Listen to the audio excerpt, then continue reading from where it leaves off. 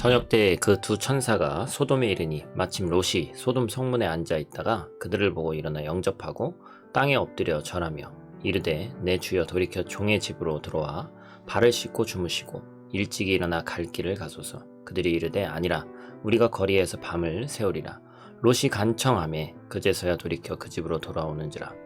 롯이 그들을 위하여 식탁을 베풀고 무교봉을 구우니 그들이 먹으니라. 그들이 눕기 전에 그 성 사람 곧 소돔 백성들이 노소를 막론하고 원근에서 다 모여 그 집을 에워싸고 롯을 부르고 그에게 이르되 오늘 밤에 내게 온 사람들이 어디 있느냐 이끌어내라. 우리가 그들을 상관하리라. 아멘. 샬롬. 오늘도 하나님의 말씀으로 하루를 시작하신 여러분들에게 하나님의 은혜와 평강이 충만하게 넘치시기를 간절히 축복합니다. 이제 소돔과 고모라가 이제 멸망해 가는 그 과정 가운데 이제 두 천사가 오늘 이제 방문하는 그런 장면이 이제 그려지고 있죠.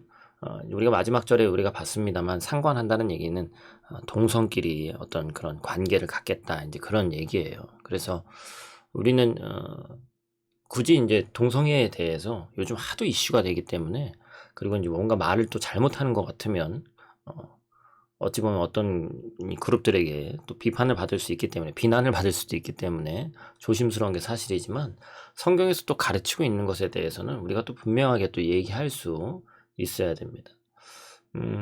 롯의 간곡한 요청에 못 이겨서 이제 천사들이 그 집에 하루를 머물고 천사 둘이 롯의 집에서 음식을 대접받고 잠자리에 들려고 하는데 느닷없이 이 소돔 백성들이 롯에게 찾아와서 그들을 데리고 나오라는 거죠.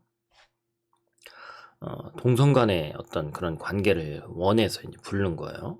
그리고 더 충격적인 것은 동성 간의 관계를 원한 사람들의 연령대가 4절 말씀에 보니까 노소를 막론하고 원근에서 다 모였다. 얼마나 이 동성 이 성 중독에 빠져 있었던지, 하나님이 왜 이 소돔을 멸망시키려고 하시는지에 대해서 심판하려고 하는지에 대해서 우리가 알 수 있는 대목이죠.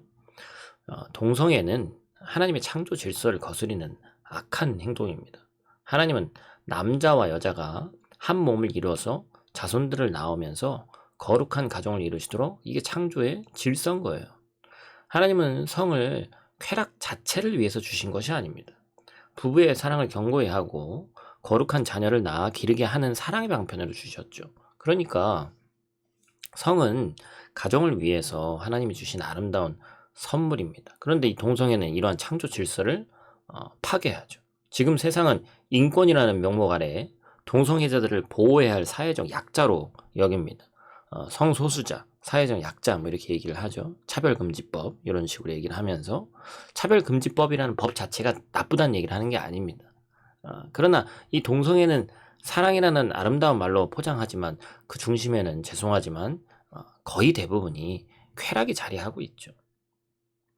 그리고 이 동성애에는 가정의 순기능이 없습니다. 자녀를 낳아서 거룩하게 길러야 하는 가정의 본래 사명을 이룰 수가 없죠. 사실은 모든 사람은 다 죄를 타고납니다. 누구나 다른 사람들보다 더 연약한 부분이 있어요. 남들보다 어떤 자제력이 약해서 뭐 예를 들면 도벽이 있다거나 또 거짓말을 끊지 못하는 사람이 있다거나 뭐 심지어 참 뭐 재미있는 말이지만 바람기를 타고난 사람도 있다고 그렇게 얘기를 하죠. 그러면 그 연약한 부분이 뭐가 되는 거예요? 그건 연약한 부분이 있다고 해서 그냥 넘어갈 수 있는 것이 아닙니다. 죄는 죄인 거예요. 다시 말해서 동성애만 죄인 게 아닙니다. 모든 것이 다 죄죠. 그래서 서로를 정죄하기보다는 예수 안에서 용서하고 품어야 하지만 죄는 죄라는 거예요. 죄의 결과를 성경에서는 어떻게 하고 있습니까? 고통이고 결국에는 사망으로 이어진다. 세계적으로 동성애가 더 이상 문제가 아닌 것으로 여겨지고 동성 결혼이 합법화된 나라들이 많이 있습니다. 대한민국도 이 흐름에 놓여져 있죠. 그러나 우리 믿는 자들은 이것은 하나님의 창조 질서에 거스린다는 것을 분명히 알고 있어야 됩니다. 그렇다고 그네들에 대한 또 동성애에 대한 무분별한 차별도 안 되죠. 똑같은 죄의 관점에서 동성애만 죄가 되는 것이 아니라 모든 것을 어떤 죄의 관점으로 또한 품어주는 관점으로 사랑의 관점으로 바라봐야 되는 것은 당연한 것입니다. 우리가 타락한 세상에서 하나님의 자녀로서 정체성을 지키면서 살다 보면 어려움에 빠질 수 있습니다.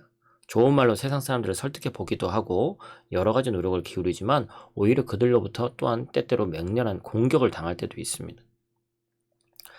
기독교인들의 인권을 무시하는 단체라고 또한 손가락질 당할 수도 있습니다. 그러나 우리는 세상의 흐름을 타는 집단이 아니라 우리는 세상의 흐름에 때때로는 아닌 것은 맞서야 합니다. 기독교가 무너지면 다 무너진다는 생각을 갖고 있어야 되는 것이죠.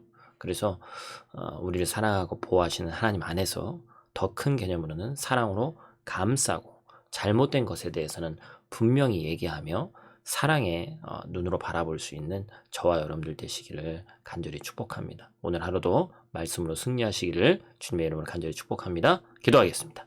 하나님, 세상이 어지러울수록 더욱 하나님을 의지하며 우리 모두 하나님의 보호하심을 경험케 될 수 있도록 도와주시고, 세상이 변한다 하더라도 하나님의 말씀은 변하지 않사오니 죄를 죄라고 할 수 있도록 도와주시고, 죄인을 정죄하는 것은 우리 또한 죄인이기 때문에 오로지 정죄만 하는 것은 바람직하지 않다는 사실을 깨닫고 그들을 위해서 넓은 가슴을 가지고 기도하며 품어줄 수 있는 우리 모두가 될 수 있도록 하나님 도와주시옵소서. 때때로 그리스도인의 정체성을 가지고 세상과 맞서며 살아야 될 때가 있어서 그냥 주저앉거나 순응하거나 하고 싶을 때가 많이 있지만, 그럼에도 불구하고 우리의 사명을 잊지 않고 담대히 믿음으로 이 길을 걸어 나갈 수 있는 귀하고 복된 저희들 될 수 있도록 하나님 함께하여 주시옵소서. 오늘 하루도 눈동자와 같이 지키실 줄 믿사오며 예수님 귀하신 이름으로 기도드립니다. 아멘.